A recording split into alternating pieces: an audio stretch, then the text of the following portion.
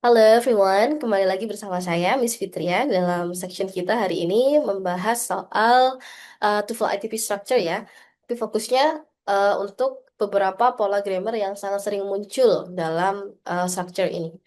Jadi ketika kita bisa mengenali pola-pola ini, kita bisa lebih cepat untuk menjawab soalnya dengan lebih efektif juga ya, lebih cepat karena time is very valuable in TOEFL section terutama yang structure and reading. Di video nanti ini kita akan membahas tiga pola penting ya, yaitu ada parallel structure, inversion, dan juga comparison. Itu yang sangat sering muncul dalam pattern structure. Ntar saya izin share screen dulu. Most frequently test structure questions. Jadi kita fokusnya di situ ya.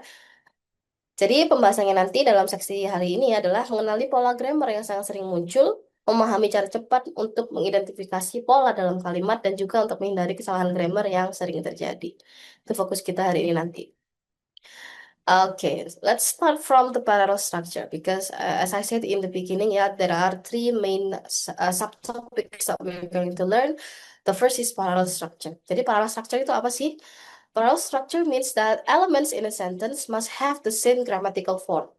For example, ada banyak ya, same, maksudnya the same itu apa? You can use the same nouns, you can use the same verbs, adjectives, phrases, sampai ke clauses pun bisa juga paralel. Yang penting semuanya harus seragam, harus adil, harus setara. Oke, it commonly appears in lists. Ini seperti ini kita menyebutkan ya, menyebutkan list, daftar, comparisons, or paired structures. Ini contoh dari paired structures nanti karena nggak mungkin tidak cukup untuk jelaskan lebih lanjutnya ya, nanti teman-teman bisa gabung ke mock test ya aja untuk lebih jelasnya. Di sini ada salah satu contoh jadi dalam bentuk list because they are very flexible. They could mention about noun, verb, adjective, or whatever. At least semuanya harus tetap paralel sama. For example, you can choose from activities such as hiking and kayaking. Kalau kita ngomongin list, teman-teman, yang sering dipakai untuk kata hubung ya, conjunctionnya itu biasanya and yang paling sering. Bisa juga pakai but di sini. Atau bisa juga pakai or, cuman biasanya or tuh munculnya di paired conjunction. Dia dia sepaket dengan, for example, either either him or her. Nah, harusnya sama ya, pronounnya di situ dipakainya tingkat sama-sama subject pronoun seperti itu. Itu nanti dibahas lebih lanjut nanti. Tuh ya, bisa noun di sini kayaking and hiking.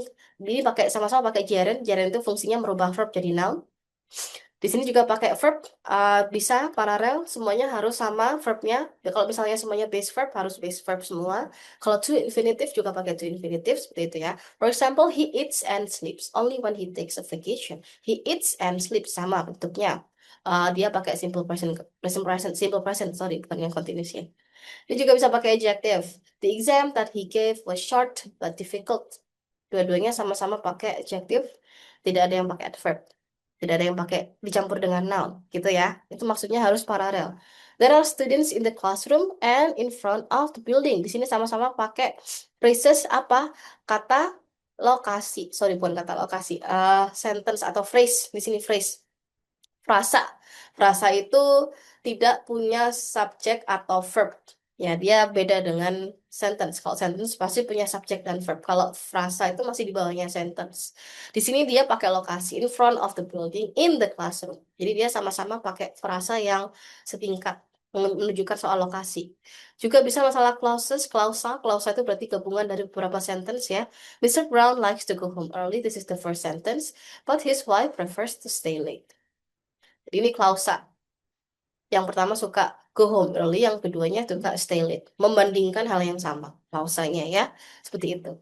Nanti juga mungkin bisa muncul dalam comparison, misalnya membandingkan soal apa dan apa, juga strukturnya harus sama. Itu ya. Itu lebih jelasnya teman-teman bisa ikut mock test. Seperti itu ya. Oke. Yang selanjutnya ada inversion. Inversion, invert dari kata invert, jadi dibalik. Inversion is the reversal of the normal order of the subject and verb. Yang paling familiar mungkin dalam bentuk questions ya. Of course, kita invert antara subjek dengan verbnya. Di sini ini kita ada question words. What did she buy? Kalau dalam kalimat yang positif, normal ya, kan she did buy something bla bla bla bla bla gitu kan harusnya she buy something, she bought something gitu kan. Tapi di sini ada auxiliary did di depan dibalik jadi bentuk pertanyaan. Seperti itu. Ini kalau yang question words kayaknya teman-teman sangat familiar ya.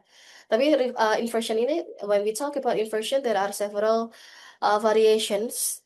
We can talk about place expressions. For example, on the hill stands a beautiful house. Harusnya biasanya itu kan start with the subject. Beautiful house stands on a hill. Gitu kan harusnya kan. Tapi dibalik. Kenapa? Biasanya um, ini masih betul ya. Meskipun kita pakai yang bukan di invert juga masih betul. Tapi biasanya kalau yang seperti ini, we want to emphasize the location. Kita ingin memberikan penekanan terhadap lokasinya daripada subjeknya. Itu boleh di invert, dibalik boleh seperti ini. Jadi lokasinya di depan diikuti dengan subjeknya. That's also correct in TOEFL. Dan biasanya ini kan sering keluar ya untuk menjebak menjebak teman-teman ya dalam soal itu. Ada juga negatif. Jadi negative expression itu juga sering sekali menggunakan inversion. Never have I seen such a view. Saya nggak pernah ngeliat pemandangan seindah ini. Untuk apa? Again, emphasize. Sesuatu yang tidak pernah dilakukan, tidak pernah dialami ya. Kayak gitu, negatif. Jadi untuk emphasize. This is just another variation on how you could structureize a sentence, teman-teman. Jadi bukan masalah ini apa lagi gitu, tapi ini masalah gaya, gaya grammar gitu ya. Kalau misalnya teman-teman ingin emphasize sesuatu terutama, itu bisa pakai negatif. Sesuatu yang awalnya negatif ya never, rarely, apalagi no mungkin. Oh yang awalnya negatif itu sangat common dalam TOEFL untuk di-invert, dibalik. Jadi verbnya dulu baru subjek. Have I seen? Have di sini dia helping verb ya. Atau auxiliary sama dengan did di sini. With conditionals. Dengan situasi tertentu yang melimit, membatasi. For example, had I known. Kalau saya tahu, I would have helped. Ini lebih akademik ya. Karena biasanya kan kita pakai conditional sentence yang ada if. But if you want to exclude the if, boleh. Caranya pakai inversion seperti ini. Had-nya ada di depan. Had I known. Itu kan lebih dramatis. Apa ya? Vibe-nya itu kan terasa lebih dramatis kalau pakai inversion guys daripada pakai normally conditional sentence. Yang terakhir ada comparisons. So beautiful was the view that everyone stopped. Itu dibalik. Harusnya kan beautiful-nya datangnya setelah was gitu kan ya, tapi dibalik di sini. Dan karena di sini kita pengen emphasize again, we want to emphasize about the beauty or about the appearance of something. Comparison ketika kita membandingkan sesuatu ya dengan pengalaman atau mungkin dengan apapun ya, size atau apa comparisons gitu ya. Here are about inversions and let's move to comparisons. Kalau pengen lebih tahu bisa nanti ikut mock test again. Comparisons here. Comparison perbandingan. Ini kayaknya lebih familiar ya teman-teman soal comparison ini ya.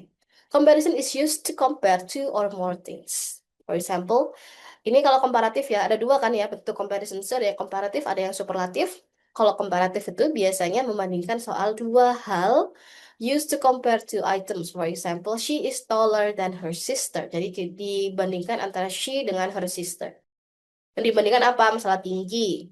Jadi strukturnya itu ada adjektif ya, plus er. Misalnya adjektifnya di sini tall, ditambahkan er atau more. Kalau misalnya adjektifnya lebih dari beberapa suku kata, misalnya beautiful itu tidak bisa ya ditambahkan er. Beautifuler nggak bisa. Jadi bisanya ditambahkan more. More beautiful. Itu nanti ada aturannya sendiri yang teman-teman harus mungkin nggak harus dihafalkan ya, tapi lebih banyak latihan biar hafal untuk bentuk-bentuk komparatifnya kapan kita pakai er, kapan pakai more gitu ya. Di sini juga ada superlatif.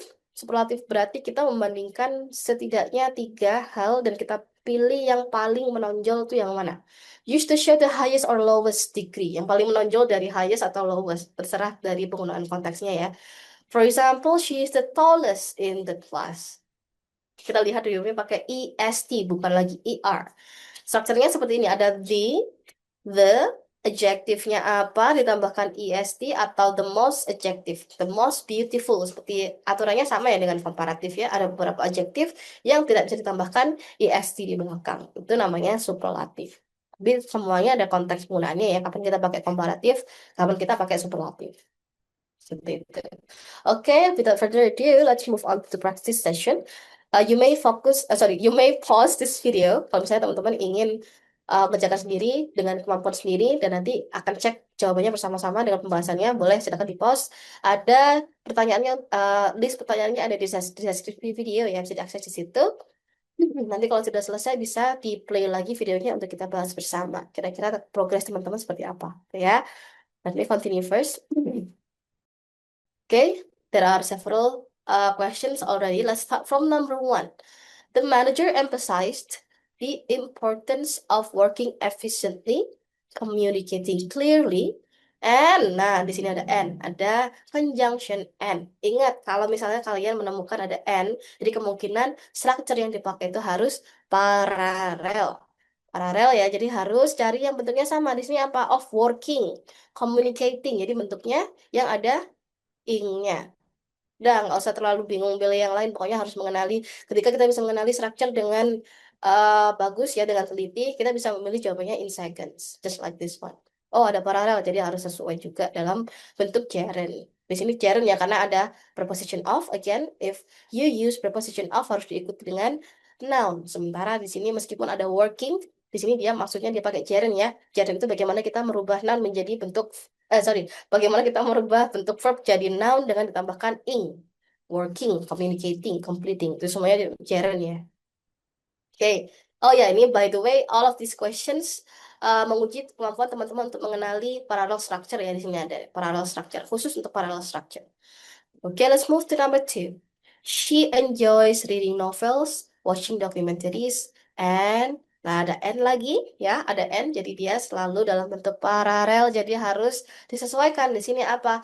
Gerund again, enjoy di sini verbnya. Gerundnya apa? Reading, watching. Jadi harusnya selanjutnya juga dalam bentuk gerund, which is option B. Seperti itu ya. Okay, let's move to number three. The training program aims to improve productivity, to increase teamwork, and apa ya? Karena ada and lagi di sini berarti paralel harus sama. Di sini dia pakai to infinitive, to infinitive. Jadi kita juga sebaiknya pilih yang ada to infinitive di sini, ya, di situ, which is option C, to boost. Okay, lastly number four, still about parallel questions, parallel structures, I mean. The new policy requires employees to submit reports regularly, to attend meetings punctually, and apa nih kira-kira?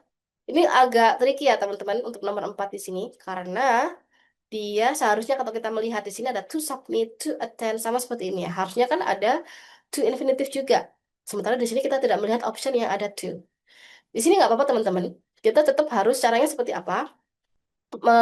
Melihat dari kata kerja. Di sini kan to submit, to attend, itu semuanya masih pakai base verb ya.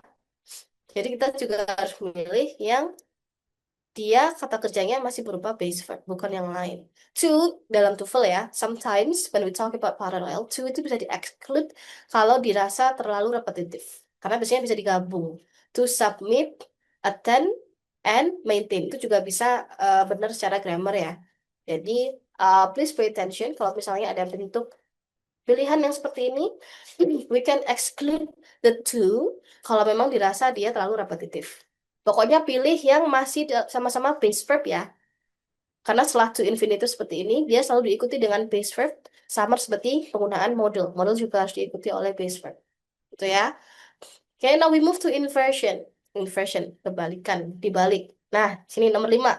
Rarely, such an impressive performance from a young musician. Pasti ada, apa ini? Ekspresi apa ini? Negatif, rarely, jarang sekali. Nah, kalau misalnya ada emphasize bentuk negatif, berarti itu inginnya emphasize pengalaman yang belum pernah dilihat, dirasakan, seperti itu ya. So that's why in TOEFL usually we use inversion. Kalau misalnya diawali dengan expression negatif seperti rarely di sini.